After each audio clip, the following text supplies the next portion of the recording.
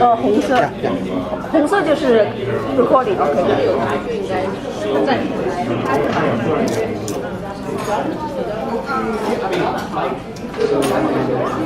没有。我觉得你这是要下去。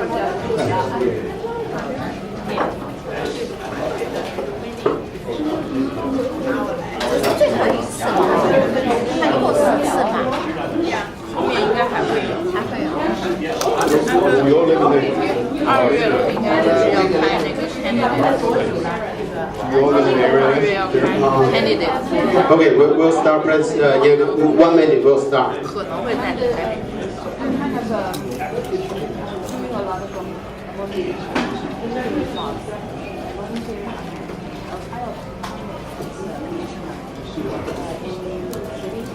City for what? Oh, economic?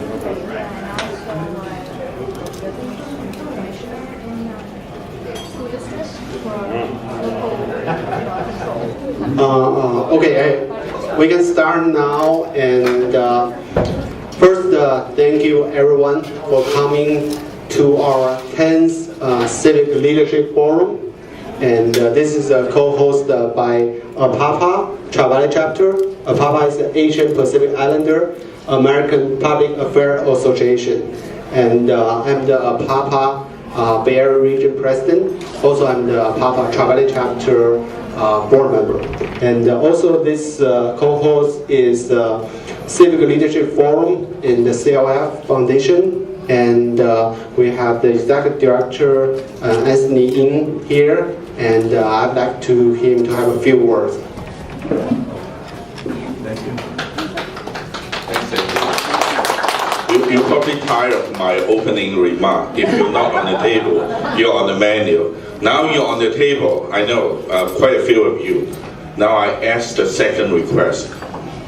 You're still ordering or using the menu that are written by somebody else. So my second level of challenge, once you're on the table, try to write our own menu. Okay? Having said that, I want to thank you, Andy, for being unwavering, organize this and getting the information. And also on a Friday evening, I want to thank all the speakers, all the participants. You gave up your family time and came for a good cause. So the main point I want to leave is participate in whatever way that you could in your own community, in your own workplace. Be a civic engaged citizen. And thank you and enjoy. Thank you, Anthony. Let's give you another round of applause. Without their support, we will not be able to have this event, and we will not have this wonderful food here.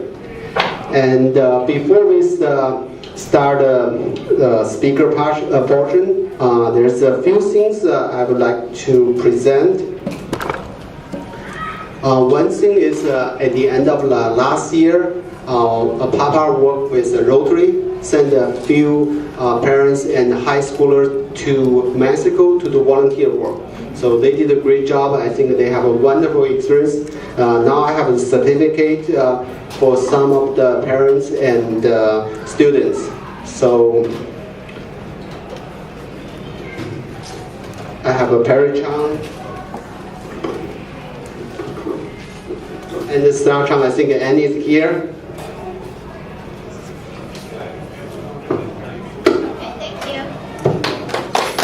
Thank you, Annie.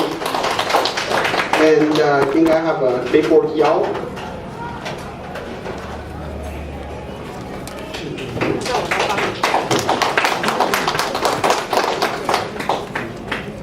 So let me give you we'd like 1 minute to talk about your share your experience doing volunteer work at Mexico. Okay. So basically, we went there on one day.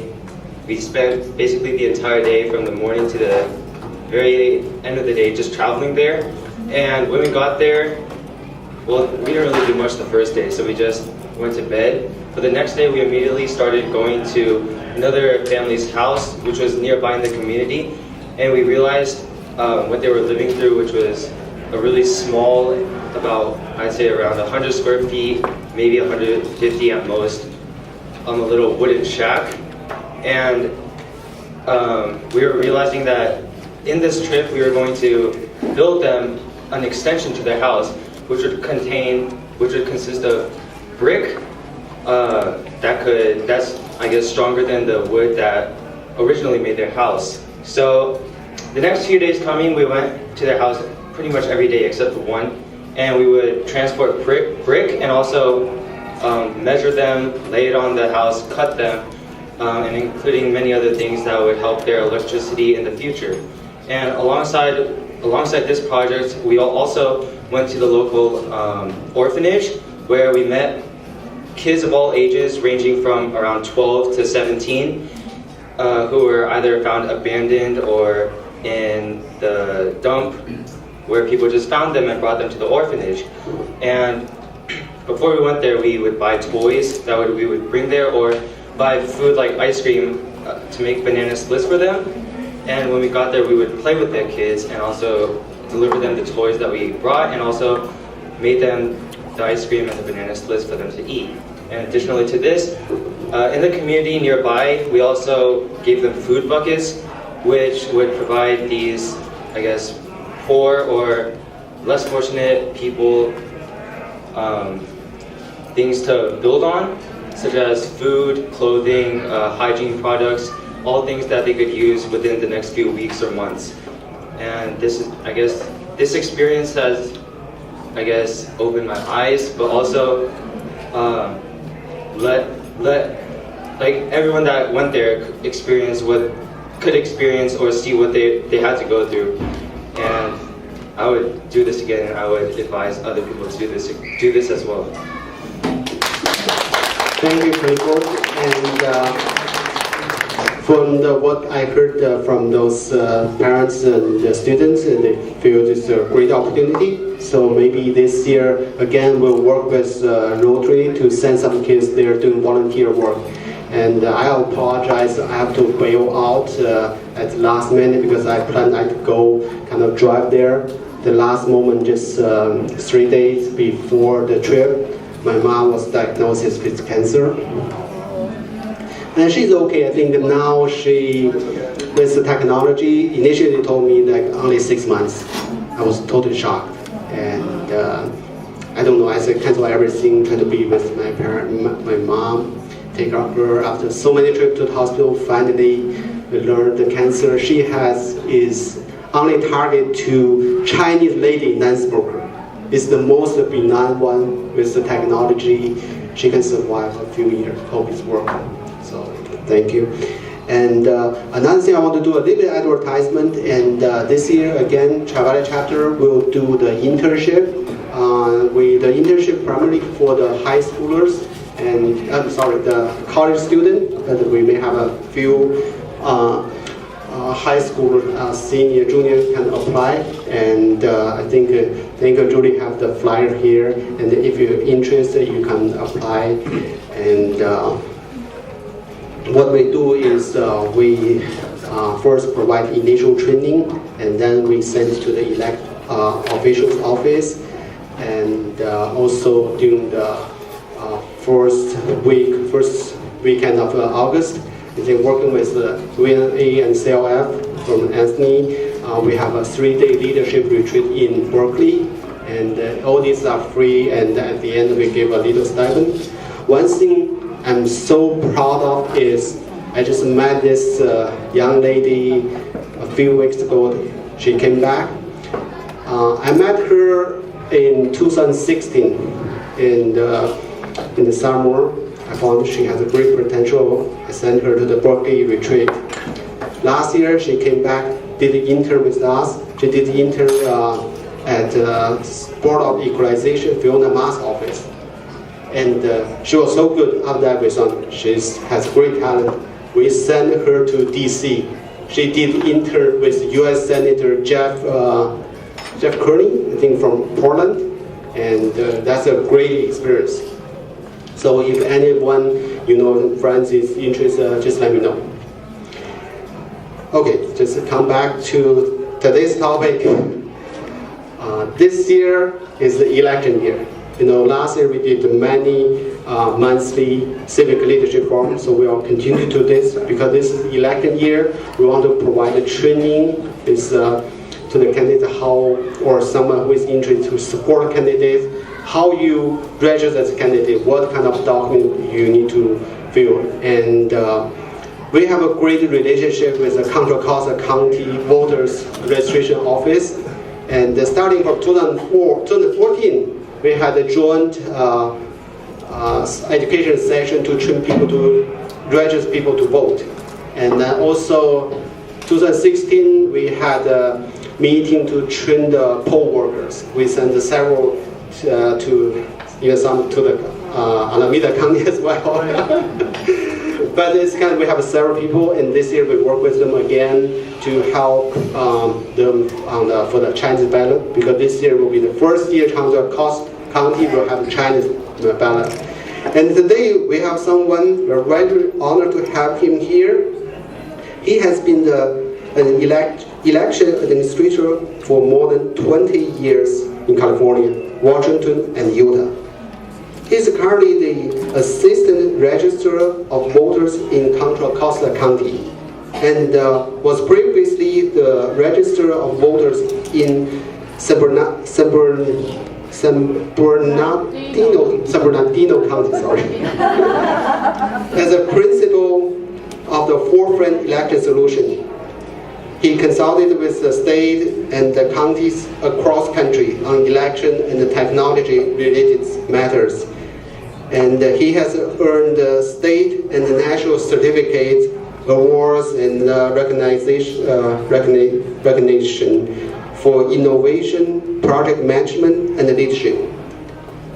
He has a MA in political science, completed the coursework for PhD in public administration. He is decorated and retired Army intelligence officer, so be careful, with service in several overseas theaters including the Desert Storm. So let's welcome Scott Connell Pasek. Thank you so much. If you don't mind, I'll try to speak without the microphone, but if I'm not loud enough, or do you need it for the... Yeah, we need it for the okay. so that more people can Okay, never mind. I'm very honored to be here tonight and to represent my office, and also to represent Joe Canciamilla, the county clerk, recorder, and registrar voter of Contra Costa County. We love engaging with groups, and we really value the relationship that we've been building the last few years with you. And I'm really amazed and impressed at the type of things that you're doing, the efforts you're making to engage. And Clifford, that was an excellent report on the service that you rendered. I think that is absolutely fantastic. So,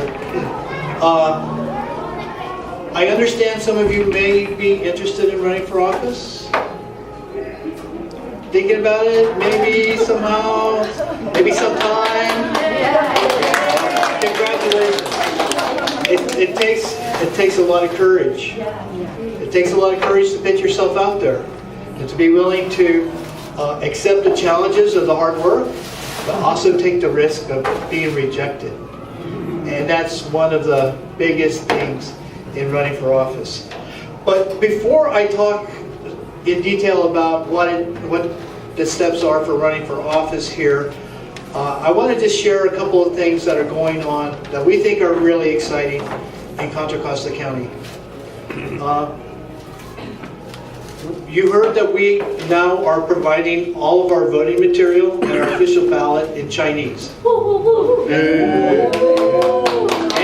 And we will be providing audio ballots and assistance both in Chinese, in Mandarin and Cantonese. Wow. Awesome. So we're really excited about that, but I have to tell you also, we're really scared. Because we are just learning about who our Chinese population is in Contra Costa County. We've been servicing the Hispanic community, Hispanic speakers, for a number of decades. And we have members of our staff that are from that community. But we don't have anyone on our staff that's from your community. So we have a big cultural blind spot. And you may have noticed in the handout materials, I put a flyer for we're hiring people who speak Chinese. It's a temporary position, but if you know someone who might fit the bill. Okay, great. Well, do you have a copy of the flyer? You'll send your resume tomorrow? Okay. Immediate vacancies. We need help not doing the translations, but reviewing the translation and the typesetting to make sure that it's intact. We found that as we cut and paste, that we don't always cut and paste the right things in the right places. And that can be embarrassing. So we need people who can offer assistance on the telephone. We need people who can be an ambassador for us and for elections to the community that will benefit from the service. We made a conscious decision as we were planning how we were going to do this, that we would not have a Chinese-only ballot, that we already have a bilingual Spanish-English ballot, but we would go to a trilingual ballot. So all three languages will be there. The reasoning being that it will be available to more people, and no one will have to ask for it at the polling place or through the mail. So we're hoping that works for all of our citizens, all of our voters. But we are interested in getting feedback and input from all of you as we do this. And we ask for your patience as we probably will make a mistake along the way. Or hopefully we don't offer any offense as we go along. But if you can coach us and help us, we would sincerely appreciate that. A couple other things that are exciting going on is we have a photo contest that's going on right now for the cover of our sample ballot booklet that will be mailed out to all 600,000 plus voters for the November election. The theme of the contest is service in Contra Costa County. So that's the only thing. So we're asking for a small paragraph explaining the photograph and how it ties to the theme. But we have a few more weeks on the contest. The details are on our website if you're interested, or if you are really interested, touch bases with me before the evening's over and I'll give you more specific information. Okay. Many of you may have heard or read in the paper that many cities and school districts in the county are transitioning from at-large elections to district elections. Does anyone know what I'm talking about? We want more information. Just heard about that. Okay. So the California Voting Rights Act has been evolving for a couple of years, with the state trying to encourage jurisdictions and cities specifically, but not exclusively, to no longer elect all of their officials at large. Because we know that if you look at where all the elected officials live, there's a tendency for them to cluster in certain areas. And it makes it difficult for minority communities to elect a person that represents their interests.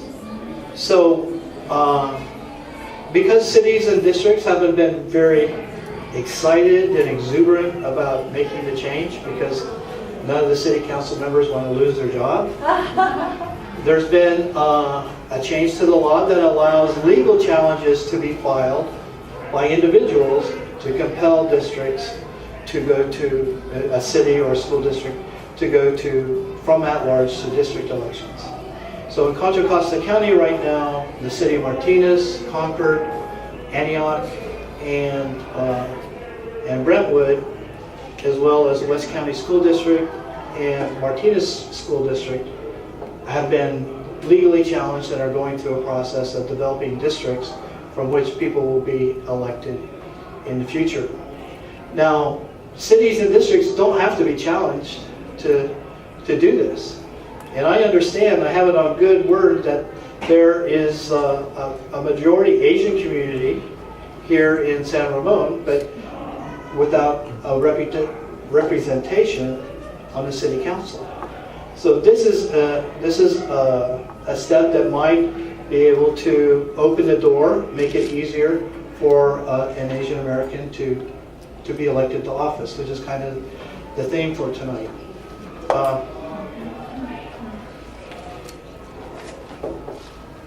Also regarding the California Voting Rights Act, the state requires us to provide voting information, or specifically a translation of the ballot in certain other minority languages that don't meet the federal threshold for providing information. And here in our county, we have 3 additional Asian languages. We have Korean, we have Tagalog, and Vietnamese that we are required to offer translation of ballots for. But the law is written in a way, because we always complain that we don't have enough money to do a lot of these things. They wrote it in a way that said we don't have to provide it to everyone in those target languages. We just have to do it in certain areas where they think the density of population justifies it. And that's not really helpful, because some voters that live in the same community might be able to get their information in Tagalog, and others won't have that information available. So we are piloting a program here in Contra Costa, first in the state, where we translate the contents for every voter in that target language. And that information will be available at every one of our polling places. So we'll be interested if you come across that or hear any feedback or have any feedback to offer us. We would appreciate that. And new breaking news is next Tuesday, our office is going to the Board of Supervisors to ask permission to buy a new voting system. One that's much more accessible, easier to use, more cost effective. And it's a big change. The last time we changed voting systems was in 2005. So it's a big deal, and stay tuned. You'll hear more about that. Any questions about any of those things? How much does it cost to have 3 languages in the ballot in your county? How much more does it cost? How much does it cost to make it happen? We're still trying to figure out what those costs are. We don't know yet. We have translation costs, and then it increases our printing costs as well. Our official ballot, the impact might be about 25% increase in cost.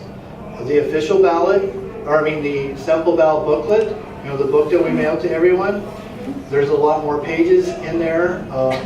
That might increase the cost of that publication by 30 to 40%. So we don't know yet, but the cost is not the issue.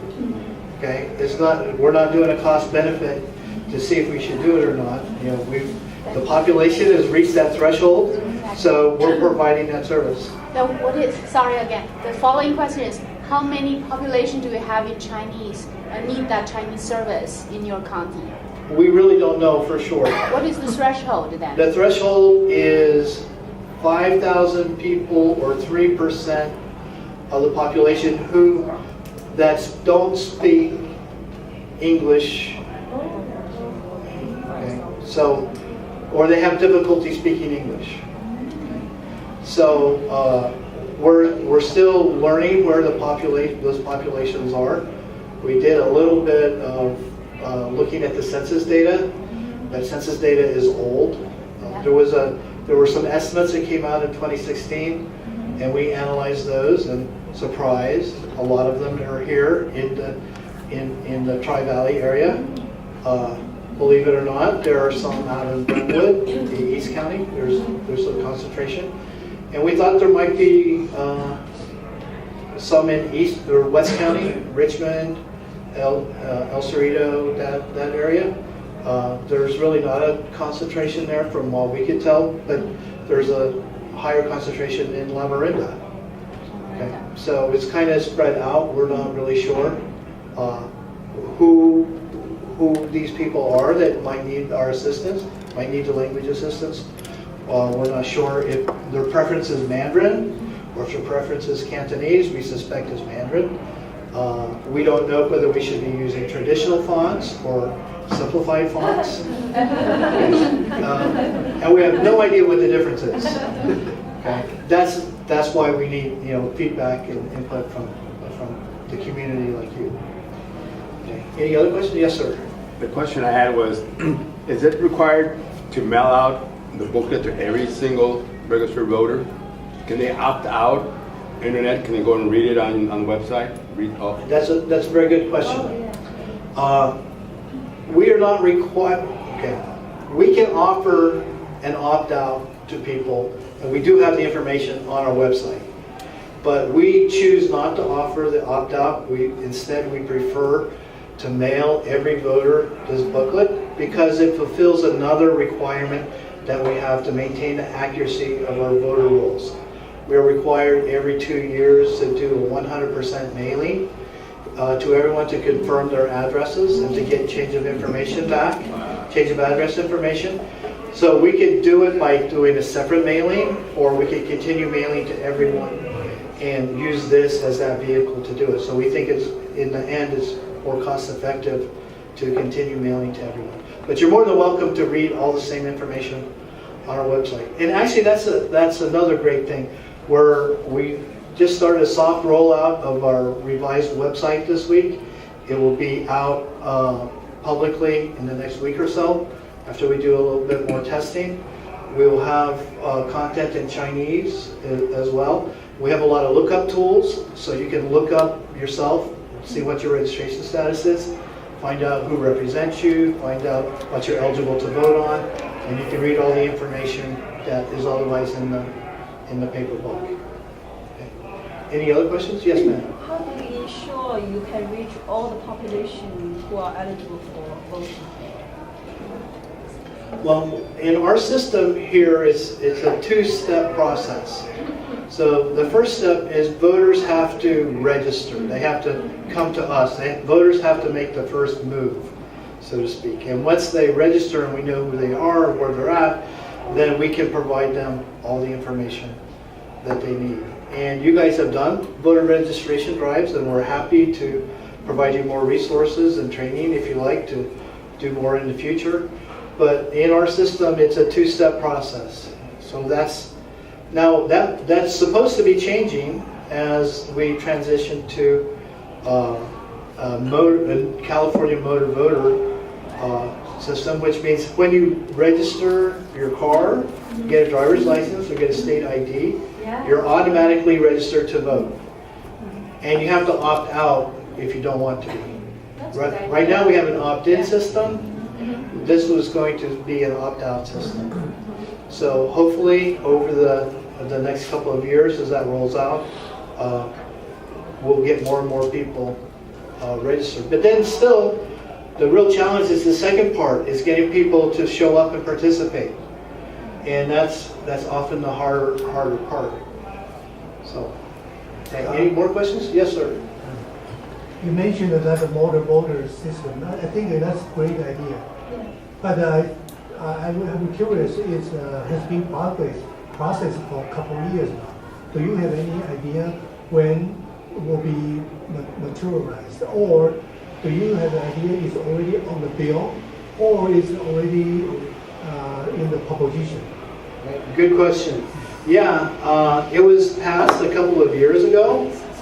Excuse me, can we put this kind of question a little later because this will focus on Okay, sure. Then regarding the voter registration, we can have like different sessions. Okay. Don't shift the focus. Okay, so let's go ahead and shift gears then, and we'll come back to your question. Okay? I can talk about this kind of stuff all day long. This is what I'm passionate about. Okay, so you think you want to run for office? Huh? Where do you want to run for? What kinds of offices are you interested in? City council, mayor, school district, park district, water district? Any ideas? Yeah, assembly. Yeah. My boss's job, county clerk.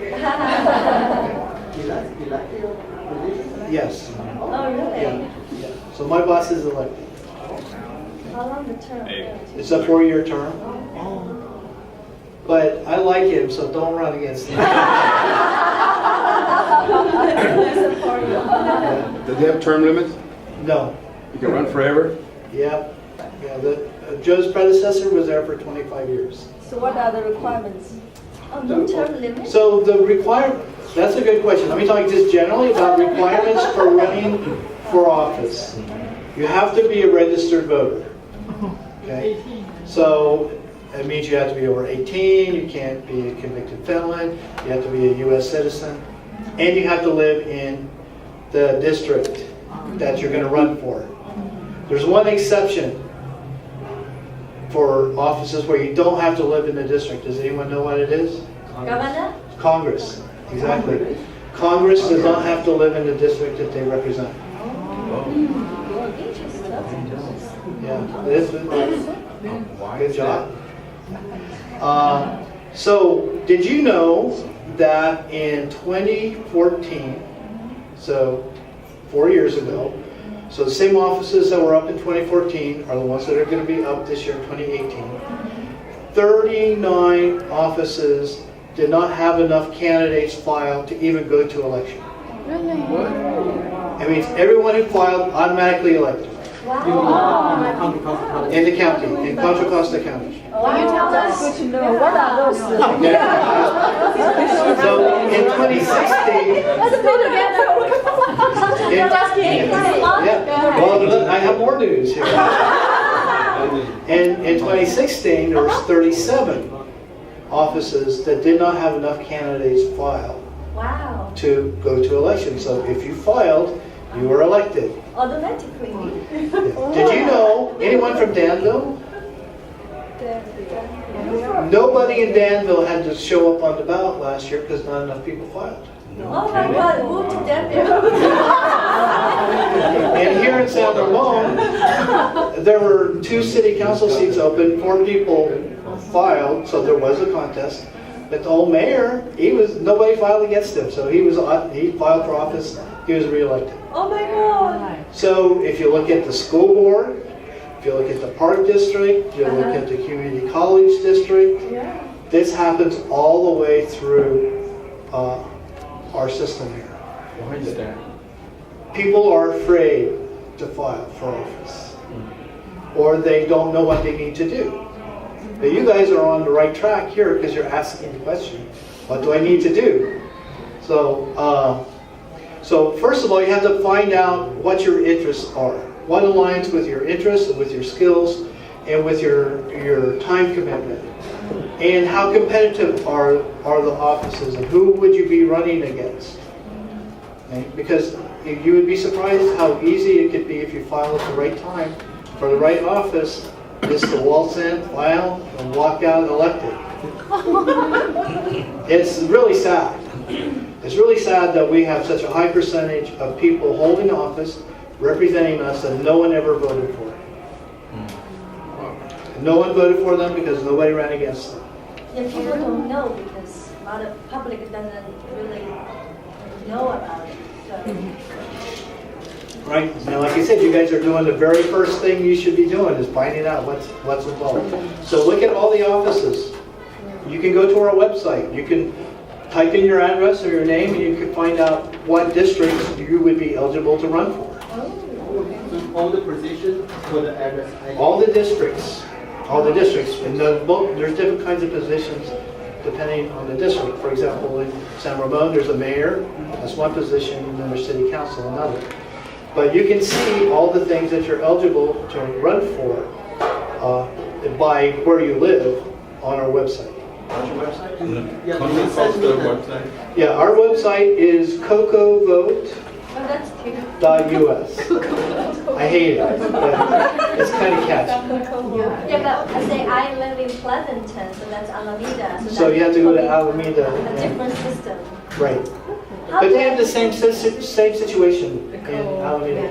How do I find, the vacant spot? So you have to do a little bit of research. Okay. You have to go to the district's website, call the district. In here, in this guide, is a list of all the offices in Contra Costa County that are up for election. Some of them we share with Alameda County. So there might be something in here. But Alameda County should have the equivalent at the candidate list. And by the way, every question you can think of about running for office, I think is answered here. And if it's not, let me know, and we'll make sure we answer it in the next version. So, shop around, find out what if you don't already have a passion specifically about schools or potholes in cities and that kind of stuff, then find out where there might be an opportunity available for you to serve. And then Is all this standardized in the whole California or just in Contra Costa? this is Contra Costa County.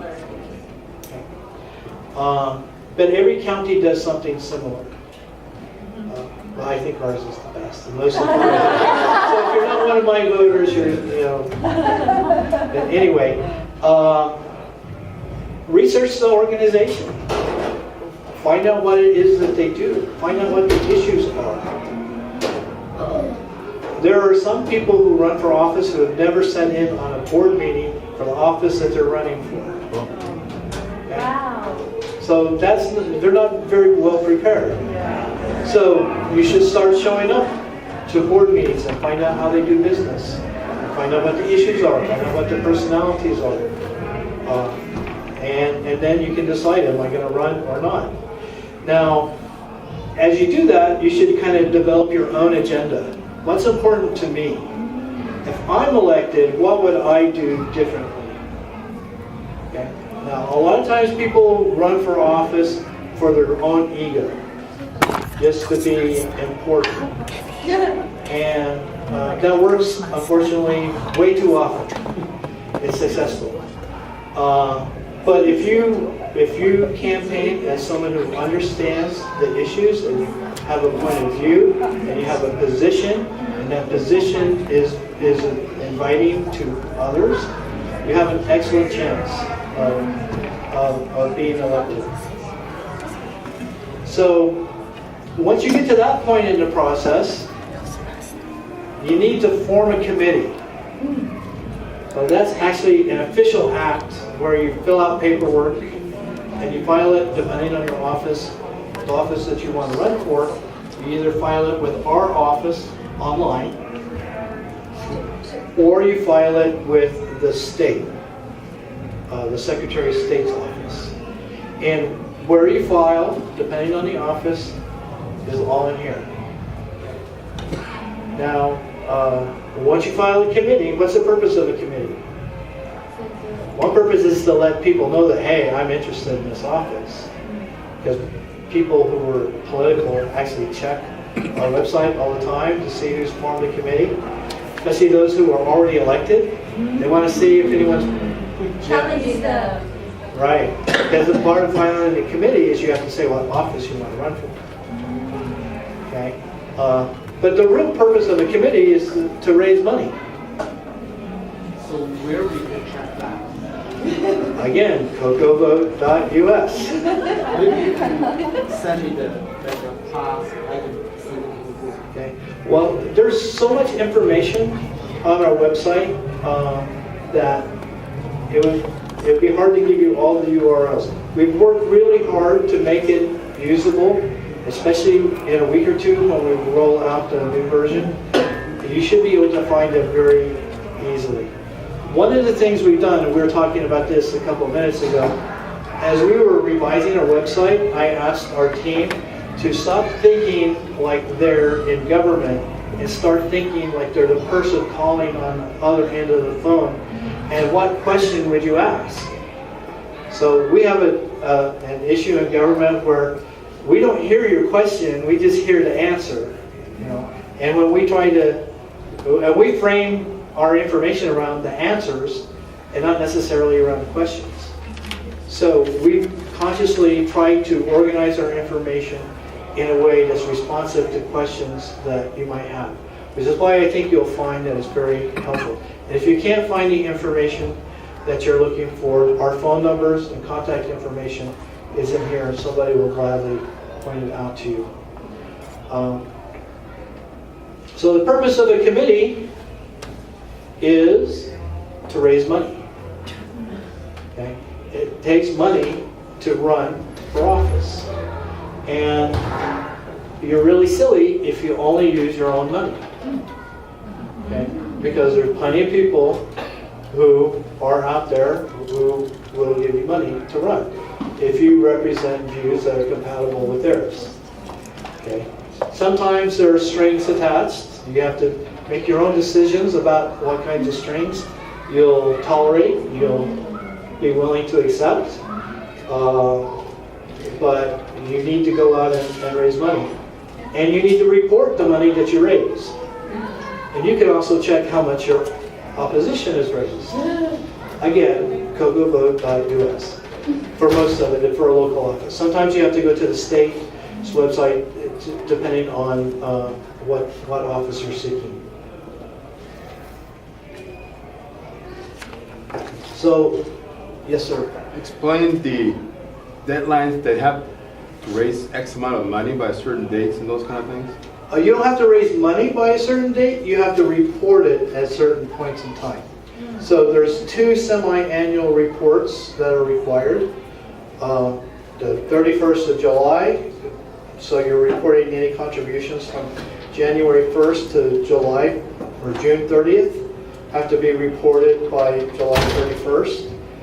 And then on January 31st, any contributions or expenditures between July 1st and December 31st have to be reported. Okay. And then if it's an election year, you have a pre-election report in between there that you need to file. But all the details of where to find the answers are in here. So all the details are in a giant manual about like this. Okay. Any minimum or maximum that you can raise? There's no minimum. And if you're going to raise less than $2,000, then there's a form you can fill out that waives the. Excuse me. Let me clarify. Raise or spend. Okay, so you might spend $2,000, but it's out of your own pocket. You still have to report it if it's over $2,000. If it's $2,000 or less, you fill out a form and you're exempt from the reporting requirement. Okay. Now, depending on the office that you're running for, there are different campaign contribution limits. The county, our county has their own for county offices, and then the state has contribution limits for most of the other offices.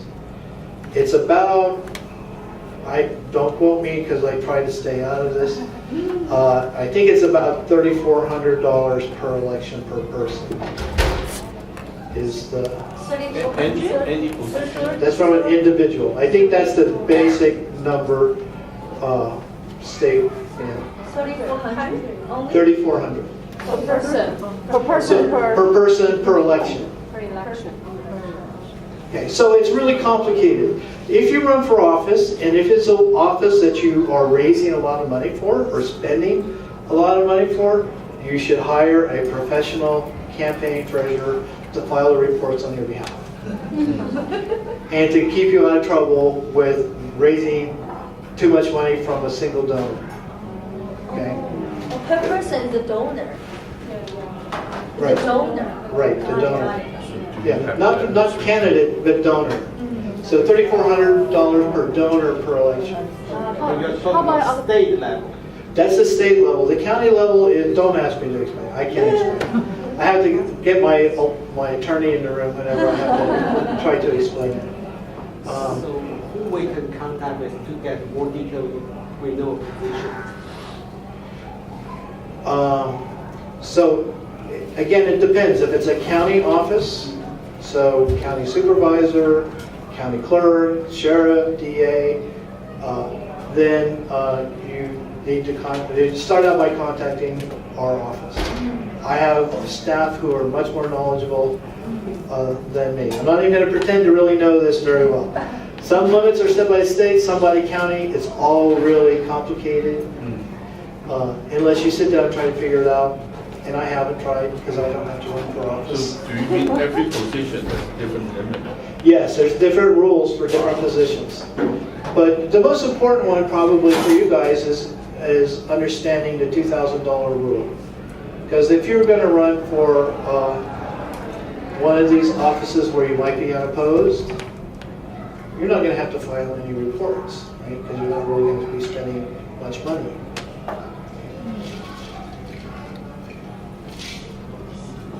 So the semi-annual report including both spending money and the raised money, right? Right. Okay. Yeah, what you spent and what you raised. Okay. And in Contra Costa County, you must file if you file with us, you must file those online. And that online application where you file coaches you and walks you through things, and there's a tutorial, and a lot of the rules are explained there as you're going through the process. But again, you should ask someone who's done this before if you're doing it for the very first time. Did you have a question, sir? Well, I'm not sure if it's a good question. So what's the purpose of all the reporting? Is it so you can track who's doing what? So your competitors can watch what you're raising? Yeah, that's a fair question. Why do we even have this in the first place? Well, it's for transparency. Okay, it's for people to see who's giving you money, how much money you're getting. The people who really are sleuthing this information out, besides campaign opponents, is the media. And our DA lost his job because the media was snooping through his reports and saw some things that didn't look good, and poked around a little bit. So that's really how it's used. Keep them honest. The real case? Yes. Yeah. Yeah, real case. For organization contribution, is there a limit? Yes, and sometimes it's the same as an individual, and sometimes it's not. And you can have independent expenditures, meaning if you're a member, if you get endorsed by a group like the Chamber of Commerce or a union, they can spend money on your behalf, but you don't get to say anything about it. You don't have any input into it. How many of you get your mailboxes just deluged with a ton of mailers? And you wonder, how the heck did this candidate have all this money to send this stuff? Yeah. Well, in most cases, it's not the candidate. Oh, the supporter. It's an independent group that's supporting that candidate. Or not. Or not supporting the candidate. So people send opposition pieces too and make it look like, anyway, that's a whole other political strategy game. It's one of the uglier sides of campaigning. But for local offices, you generally don't have to get involved in that. So do those people have to report too? Yes. Yes, they do. And they have to establish a committee and have to report where they spend money.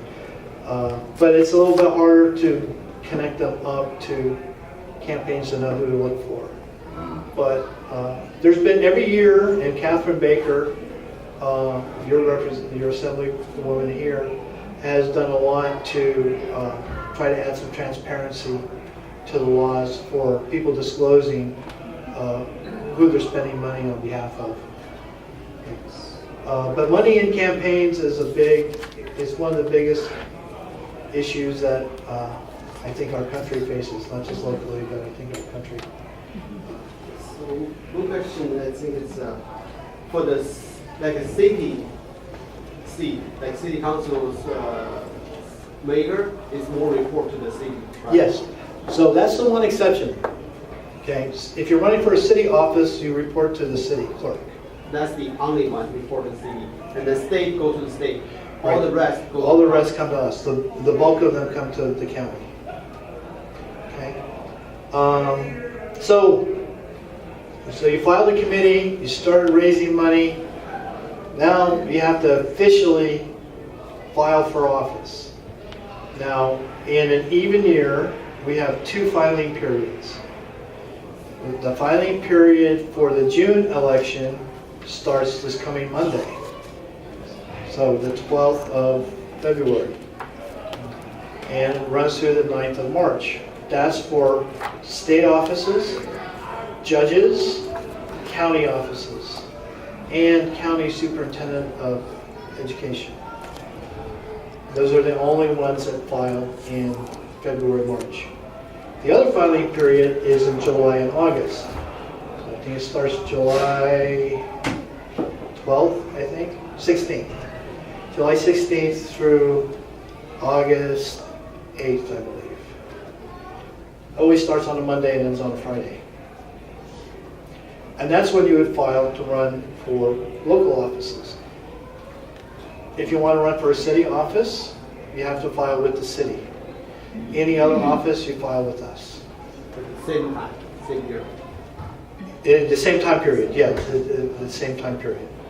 So if you're running for a city office, you have to circulate a nomination petition, and you have to get, I think it's 25 signatures of people who live in your city who didn't sign anybody else's petition to sign up and say, yeah, he or she should run for office. Only 25. Right, but if you need 25, you better turn in 35 or 40. Because people, you ask somebody, are you registered? Oh, yeah. Who's going to say no? I mean, very few people will say no, or they may not be registered at their current address. So there's all kinds of reasons to get extra ones. Right. For state assembly, how many signatures or petition they should collect? Let's look in the book.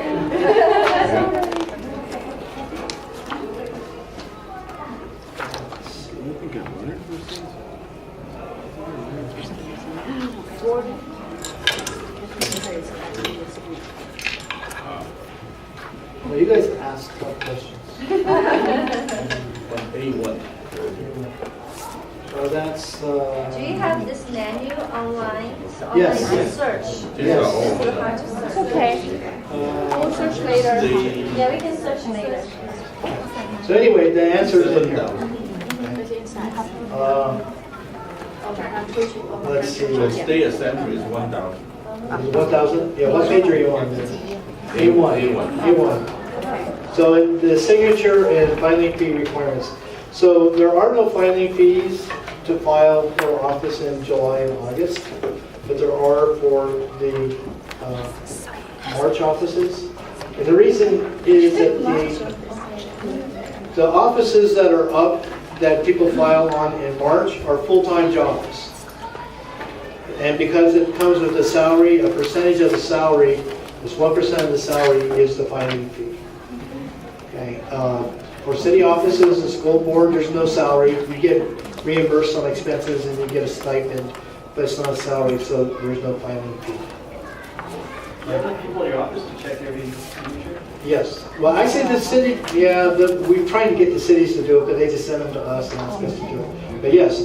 So actually, today we just finished checking about 40,000 signatures for candidates. See, okay, let me back up. So some offices have a filing fee of $1,000, right? Or some of them are like $10,000. Okay. There's a period of time that you can collect signatures in lieu of money. So every valid signature has a dollar value that counts towards your filing fee. And today was the deadline for people to turn in signatures to offset their filing fee. So we've been checking thousands and tens of thousands of signatures this last week, and then we'll credit when they file for the office, we'll credit them the money for the number of valid signatures that they turn. 33 cents per sign. Yeah. You mean they can either pay dollar Or a or have the or a people's combination. Pay to pray. Yeah. So, if you get 1,000 signatures, that's $330 or $3,300 that can come off of your budget. fund. Yeah. So for those people send a signature, right? The only requirement is they are registered voter. They don't have to be the elected officer. Correct. They're just a registered voter, and In that area. in that area, yes, they have to live in that area. So do you have a specific format, like form, so they go door? Yes, we give them. Can you sign for me? Yeah, there's a specific form that they take, Oh. that they use. I assume they need to give out like their social security, no? Just a signature? We get their name, their address, The address. and their signature. Okay. And then we use that to verify if it's that person, if they're registered at that address and the signature matches. How do you verify signature? We have scanned images of people's signature from their registration. So how many of you vote by mail? Yeah. Did you know every vote by mail ballot returned to us, we one by one verify signatures? One by one. So is that like automatic verify rather than? No, it's a human being, eyeballs. They should have just. We've automated part of the process, so it's not so hard, but it's a human being that decides on every signature. Oh my God. And it goes through 3 levels of review. If the first person says, I don't think it's a match, then a supervisor reviews it. And if the supervisor says, I still don't think it's a match, then it's me or one of my managers that review it the final time. Ah, that's a lot of manual. It is. It's elections are a very manual process. You would be It surprised. has to be automated. Yeah. We tried automating it, but the solutions are not any better. And more, this costs more money, we still have to do the same amount of work. How large is the staff? Your staff? A permanent staff is 30, and during the election season, we peak at about 100. And there are some days, where just on one day, on election day, we have 2,000. And the Saturday before the election, we have usually about 300. You hire a lot of temps? Uh-huh. And then we hire people that we call stipend workers. They'll just come in for a day for $65 or $75. Those are all opportunities if you're interested. I'm curious about the signature. So, is the signature has to be matching the name that's being sent to us? Let's say Marsha Galanco, that's my name. But sometimes when I sign it, I just, Right. it's very different. Yeah. Well, we know that, but if Philip signed it, we would know that that wasn't you. Yeah. Okay. So people think of signature verification like handwriting experts and think of crimes and the FBI, CSI, and that kind of stuff. Well, if you're just matching a signature, it's like 2 pictures. Are they the same or are they different? Okay, and you can immediately see it. And if you don't immediately see it, then it goes to the second level review. But 98% of them, they display on the screen side by side. And it's a match. You can tell it's a match. Anyone can see that it's a match. It's more obvious. Yeah. So we also verify signatures from the point of view as we assume that it's you, unless we have a reason to think it's not, instead of we have to prove that it's your signature. We have to disprove it, not prove it. So does that make sense? Yeah. Okay. So we give the voter every benefit of the doubt. So for that, for me, like, okay, I have my legal name. I also have the name I go by.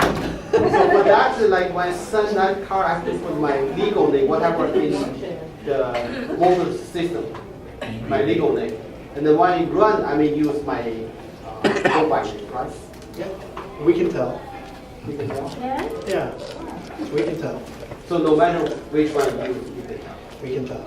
Because either your last name's going to look the same, or we know for, at least for common nicknames, we know that Bill and William, But for our name is totally different. I know.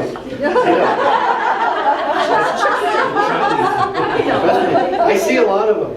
And there's some signatures, like South Asian signatures are written up on an angle, like this.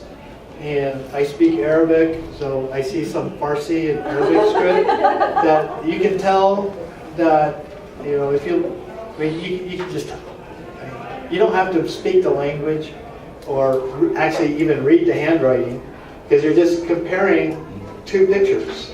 Oh, Okay, so you just look at them as pictures, you don't look at individual characters or letters. So if I register, not talking about that signature, if I register as a candidate, and what name you can pick just the name I go by, or I have to use my legal? Oh, that's a really good question. So when you file, you have to file under the name that you're registered under. But you can choose a ballot name that's different. Okay. So if you are registered as William Jones, you can choose. You have to file for office as William, but you can select Bill as your ballot name. So is that means, for example, Andy, and he wanted to use Tiger Andy, so he will put Tiger on ballot, so everybody knows he's No, you can't do that. No. No? It's totally good as a name. Yeah. So you can't say Andy Superstar. So what's the name that you wanted to be? Okay. Well. Give us an example, please. So there's a couple of areas around filing for office that get really controversial because people are trying to get all the advantage they can. One is nicknames that appear on the ballot. The other is ballot designations, you know, that thing that says what their profession is. And the other is the word count on their candidate statements. What counts as a word and what doesn't. And people try to game the system, gain as much advantage as they can. And we have rules, and the rules for ballot designations and word counts are in here. And we have to tell people in advance. We'll count this is one word, and this is two words, and all that stuff. Because people, you can't trust Bill Gates in Word when it tells you what the word count is. Because he has his own rules, and we have to count our own. And consultants who are writing statements for their candidates, they have their own set of rules, and they try to convince us that their rules are better. So it gets to be my job gets very interesting in a couple of weeks when people are turning things in that are kind of pushing the border, pushing the boundary. You know, can it be Andy Superstar? Yeah. Now, when I was in Washington State, there's this guy named Mike, I don't remember his last name, but he always tried to file for office as Mike the Mover. He had a moving company. And we kept rejecting it, because that's not his name. You know, he was known as that as a commercial slogan, right? So what did he do? He went and legally changed his name to Mike the Mover. So we had to take it. My question actually, and it's like me. For example, we have Chinese name. My name is Tian Xia, so Xia Tian. It's hard to remember. But right now, I go with my English name, Sylvia. So for example, if I run, can I just register as Xia Tian, but my name will be Sylvia? Because everybody knows I'm Sylvia. Yeah. I'm not Xia Tian, so they don't know my Chinese name. So really the bottom line to all of these judgment calls is if someone really objects to our decision to accept it, they just go to court and get a judge to decide whether or not it's good. So everything is subject for 10 days after its due date. Everything's subject to a writ of mandate to a superior court for 10 days if someone objects. And then they have to make an argument of why they object. And people don't object that often because it costs them money to go to court. We used to get in the middle and try to referee it. You don't do that anymore. You don't like our decision? Take us to court. So that's what. What did you call it? What mandate? Writ W-R-I-T. A writ of mandate. Writ of mandate. So, I think majority of us or all of us is like if we file as a candidate, we are the first timer. So for first timer, you recommend us file online with someone rejected, or we go to the office with the help of the office, we can make things right there. Right. We will help you make things right there. So it's better we go to the office. Yeah. Our county, Contra Costa. Now, if you file in Alameda County, Story? Will that be a different story? we're nicer. We'll have to see. So, yeah, we go out of our way to work with candidates and to make things right, and not to put up barriers. So Joe and I came on board both at the same time 5 years ago. Who's Joe? Joe Cansamilla, the elected county clerk, my boss. Oh, your boss. My boss. And we both have this, we both share this vision of public service that our job is to enable and empower and not to raise barriers and to say no. Is to find a reason to say yes. We're a little unusual that way. And we've changed the culture in our office to be more that way. But among the elections offices around the state, we're kind of the odd ones out. So I was kind of teasing my colleagues in Alameda County, but you can decide for yourself who's nicer. So, candidate statements. Who pays for candidate statements? Do you get your candidate statement in the sample ballot booklet and put there for free? Yeah, candidates themselves, right? Right. In 90% of the cases. And in here, there's a few districts that say they'll pay for it. They don't want their candidates to pay for it. So there's a candidate filing fee thing on attachment D. So the way candidate statement fees work, the statute says we can estimate what it is, and then after we get the actual cost, we can refund you money or we can charge you more. And I don't like that. It doesn't say we have to do it that way, it says we can do it that way. And we were not very good at estimating stuff, and we were asking people after they lost the election to give us another $2,000 for their candidate statement. Or somebody won, but then we gave them a $1,000 refund, and they said that's a heck of a lot of lawn signs I could have bought with that. So we've done a study of how much it costs to print, and we've kind of averaged it out, and this is a fixed price in here. So it's still not cheap, but it's the most effective way, most cost-effective way of getting to your voters, the people who are eligible to vote for you.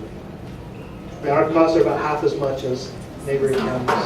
So you can skip the statement, you can choose, right? You can, but I would suggest never skipping the statement. Because if you don't submit a statement, a lot of people don't know that you're running. They don't understand that it's a choice for candidates to be in the vote. So this is after the nomination paper, circulation of. Right. So go ahead. Sorry. So first I do my circulation nomination, then I get that paperwork, I submit to the city, city office, and then. At that time, you submit your candidate statement and your check for it. Yeah. So filing for office is a two-step process. The first step is to go pull the papers. You go get the papers that you need, and you'll get all of them but one, which is the actual declaration of candidacy. So you get the worksheet for your candidate statement. You get a worksheet for your ballot designation or your profession. You'll get, if you have to gather signatures, you'll get the petition to gather signatures on. And once you complete all that paperwork, you come back the second time, you turn it all in, it gets reviewed, and then you sign what's called a declaration of candidacy. And when you do that, that's when you have to put the money, you have to pay the money for your candidate statement. And that all has to be done before the end of the filing period. Will that They be have school district, all the school district, interesting. Will that be possible for one person file for 2 more seats at the same time? We get asked that question all the time. So Shotgun approach. So you can hold an office and run for a different office, but if you get elected to the second office, you have to give up the first office, unless it's one of those positions that the courts will say are not in conflict with each other. So you could, it's really an esoteric question, but you could be a school board member and an irrigation board member at the same time, potentially. But you can't be a member of the Board of Supervisors and an assembly person at the same time. Does that make sense? How about running? If How about, nobody. so again, it depends on the offices.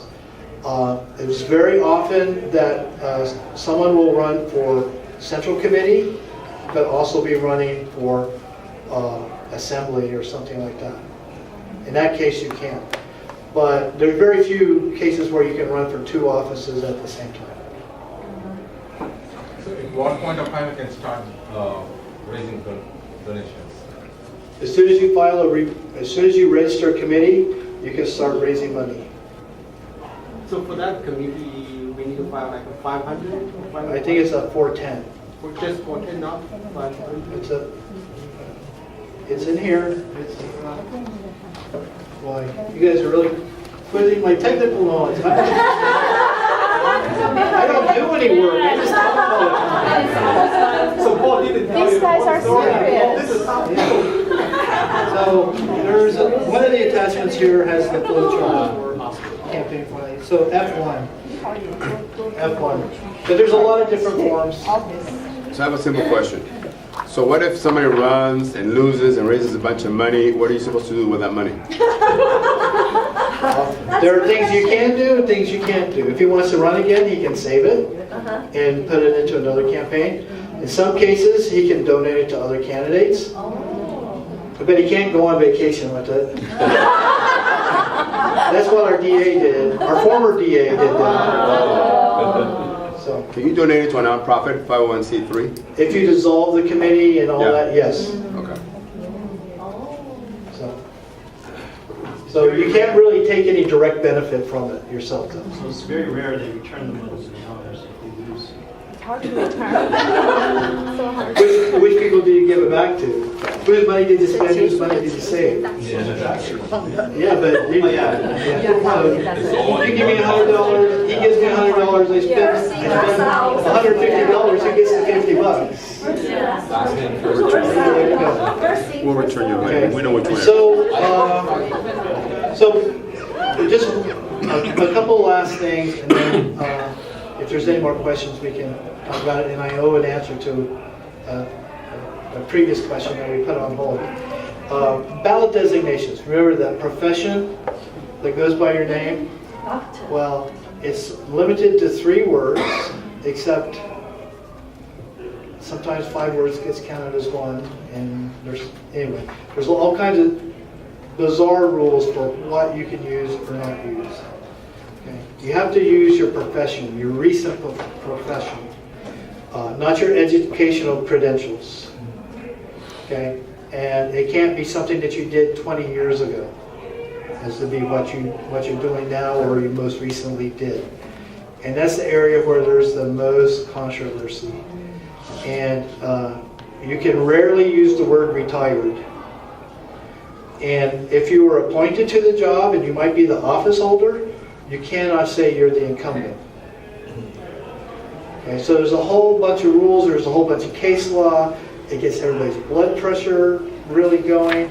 But our staff will help walk you through the process of deciding what's appropriate. We have a little questionnaire for you to fill out that helps, a little worksheet that helps narrow down things to what's acceptable to use. But that is one of the most controversial things about running for office is what you get to call yourself in those 3 little words by your name. And some people, that's all they know. They look at the party. Sometimes they vote by party. But when you have two Republicans running against each other or two Democrats, that doesn't make any, that's not a good discriminator. So one guy's a salesman, one guy's an attorney. They figure, they pick based upon that. Okay. So, one other thing that candidates don't always understand, especially first-time candidates, is you can come in and watch what we do. You can watch us when we're programming the equipment. You can watch us when we're testing the equipment. You can watch us verify the signatures on vote-by-mail ballots. You can be there when we count the ballots. You can watch the whole process. It's open to you.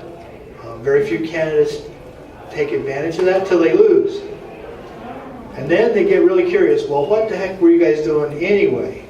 So most of the time we have observers is after the election, and it's representing people who lost. So my advice is, whether you run in Alameda County or Contra Costa County, that until you really understand how things work, that you realize that you can and you should spend some time in the elections office seeing the actual mechanisms of democracy. We're in the 21st century, we're in the shadow of Silicon Valley, but we do things the same way we did them in 1940.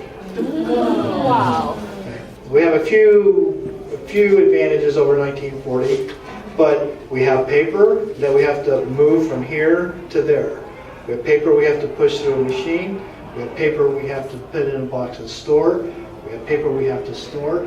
We have envelopes with your cards in it that we have to open up, and we have to remove them, and we have to unfold them. We have envelopes that we have to put ballots in to mail them out to. So it's a very manual process.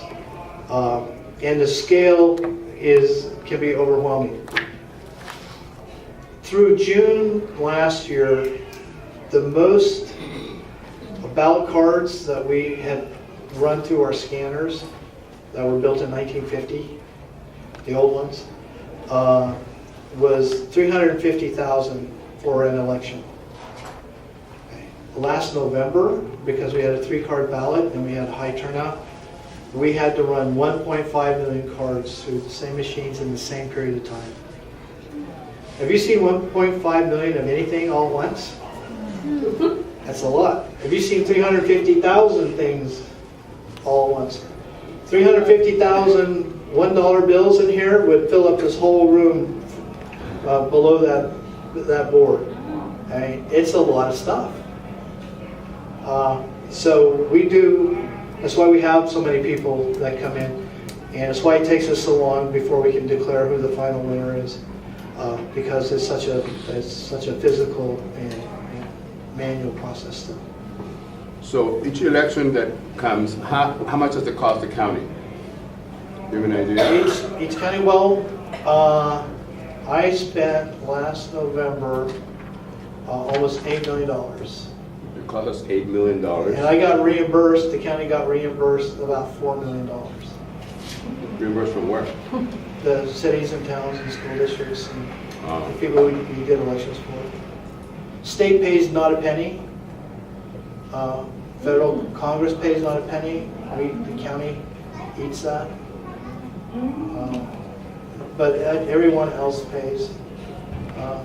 Their pro rata share of the cost of doing the election. So I know it's here in this book there's a few kind of serious candidates, and does the county offer some like workshop, like very intensive for those people, for some training for the treasurer, campaign manager, what you can do, what you cannot do? Good question. So the political parties have candidate workshops, and they train consultants and campaign workers too. So if you're affiliated with a political party, you can check and see what they offer. That's usually where you get that kind of training. Joe and I have been planning on having a half-day workshop on a Saturday, probably in May. We don't have any details yet, where we will go into, we'll cover the same things we covered tonight, but we'll go into more detail, and we will be able to tell you what the campaign contribution limits are, and all that stuff. It's our hope that we have some people from the media there so they can talk to you about how to talk to the media, how to use the media, get your message out. We hope to have some elected officials there who could talk to you about how to act in a candidate forum when you're being asked questions. The League of Women Voters will tell you what kinds of things they can do to help get your information. So we don't have that all pulled together yet or a date yet, but that's our vision and intent. Is that workshop open to everyone? Yeah. Control costs? So how can we get that? Well, we'll share it with you and we will make sure it gets out there. Like I said, we've been planning it at a high level for the last year and a half. But we've been distracted with the district first at-large stuff, new voting system and all that. So it's bubbling back up to the top of the list to get organized. Is that half day long? Yeah, it'll be on Saturday. It'll be 3 to 4 hours probably. Would you also video record it? Or? We may, but let me tell you something else that we do though. If we work with CCTV, are you familiar with that, the public access TV, county's TV station, and we, along with them, host interview discussions with candidates where they're asked questions and they get to respond, and it's all videotaped and it runs for a couple of weeks up through the election. This year we have professional moderators from the local TV and radio stations that are going to be doing those for us. So keep your eye open for those starting in May, like that second week in May. On CCTV, you should be able to see these candidate forums where candidates sitting side by side are talking about who they are and what they believe in. In terms of our workshop, I really can't promise that we would videotape it. We have to put it together first. Would you allow somebody to tape it? I don't think we'd have any objection to that. So I think especially like the local seat is non-partisan, and with the top two, the party doesn't matter much unless you go for the higher seat. So I think that this is more, the workshop from the county registration office is more important for people. Like for me, I'm not registered for any party, so they don't accept me at all. Yeah, but parties are interested in helping candidates for all levels of offices, and not just the partisan offices. But you have to be the registered at their party. They all have their own rules. But that's usually who does these kinds of things. There are other groups out there, like Emily's List, will do things for female candidates. They'll teach them how to have big workshops and help them plan things out. There are resources out there, but that's kind of getting out of what our typical job is, and we're kind of stepping out a little bit to do that. Because our job is to administer the election and not necessarily to train candidates. And once we start interacting with candidates in that kind of way, we leave ourselves open to accusations of favoritism. Non-partisan. So, the last question for me is, I know it's to be a candidate, you need to file Form 700, and because there's a newcomer here, after become registered as a candidate, what you can do, what you should not do. Can you give us something, like what things you should avoid? In terms of fundraising? Yeah, fundraising or something you do that's kind of violation of the campaign rule. Always tell the truth. Never lie on your campaign financial disclosures, and don't file late. Those are the things that will get candidates into the most trouble. What are some of the disclosures you're talking about? The expenditure reports, Oh, your financial disclosures, how much money you raise, how much money you spend. Those are really, those are kind of the rules of the road of life in general, right? Is be honest and do what you're supposed to do, fulfill your obligations. It's candidates that don't do those things that are the ones that get in trouble. So I'm really, again, I want to thank you for inviting me. I always love talking about the things that I'm passionate about elections. And I'm thrilled that some of you are interested in running for office, and hopefully some of the information that you heard tonight is encouraging and will help you cross that, take that step and do it. And our office is always available to answer questions. But I will say, the staff has done an excellent job putting this together, and almost all the answers to almost all the questions you can think of, you'll find in here. Now, there's one question that we put in the parking lot. Will you remind me what the question is? Yeah, well, I would like to hear your information from you. Would you repeat the question though? Okay. Okay.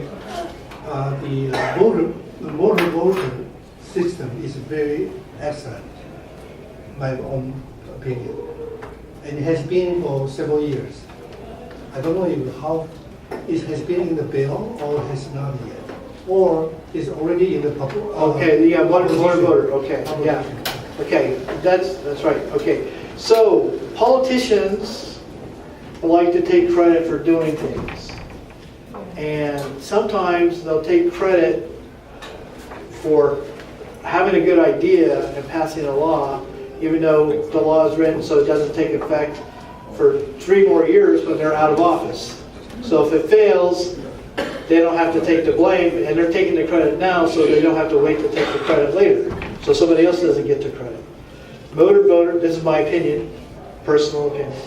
Motor voter, California motor voter was one of those things where Senator Allen and Secretary Padilla thought, this is a great idea, Oregon just did it, we're California, we should do it too. Pass the law, and they go, oh no, we don't have the technology to do this yet.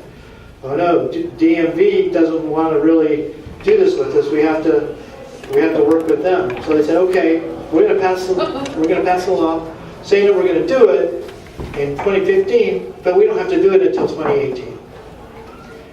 So we're coming up on April 2018 when it's supposed to happen, when it's supposed to go into effect, but I'm not holding my breath. And I don't hear the Secretary or Senator Allen beating the drum saying, hey, it's happening. So I don't know. California doesn't have a good track record in implementing large-scale technology programs. So we'll see. But we finally, last year, went live with the statewide voter registration system 10 years after the federal deadline. And on the 3rd attempt. So it'll happen. It's a great idea. A lot of people are behind it. There's technological and political challenges that are being worked on right now. Okay. Thank you again. Thank you so much, Scott. And this is really helpful. I think this is especially helpful for a lot of us, like newcomers. So let's give Scott another round of applause. Okay, thank you everyone for coming. I hope everyone have a great weekend. And I think now you can get some business card or whatever, meet new friends. Thank you. Andy, photo time. Come to the friend photo time. Photo time. Have to put the chairs in. I'm not sure. I'm the chairperson.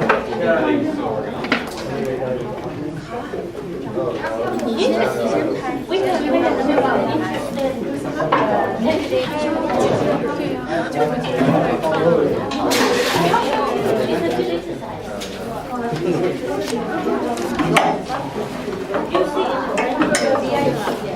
Okay, who's the paparazzi? Let's ask for some. 那个材料，这个还有不同的吗？这个没有了，这个不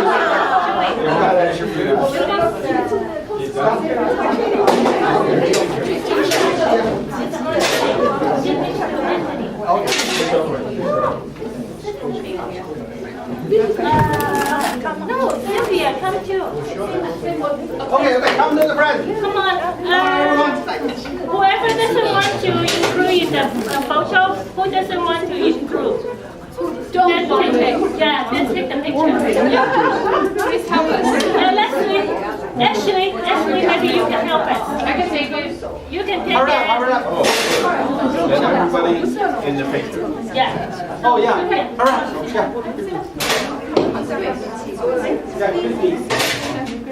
Yeah. Actually, can do it. Actually, Okay. Up to the middle. there's a whole bunch. Okay. Okay.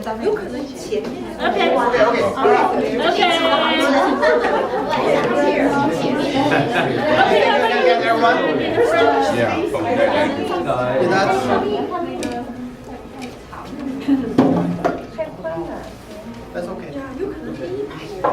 小朋友要不要在第一排？跟在小朋友也进来了，现在已经 Is that okay?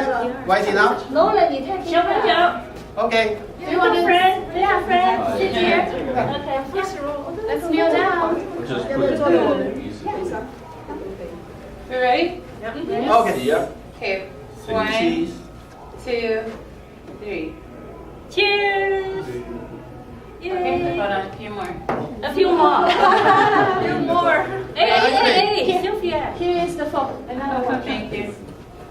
Ready? 1, 2, 3. Good. Thank you. Okay, And next one over there. Yeah. Wow. She will. How many we are going to have? one more after this one. Thank you. Ready? 1, 2, 3. One more. Is this the last one? Yeah. I'll put it on the pop-up webpage. Ready? 1, 2, 3. There. Okay. Thank you.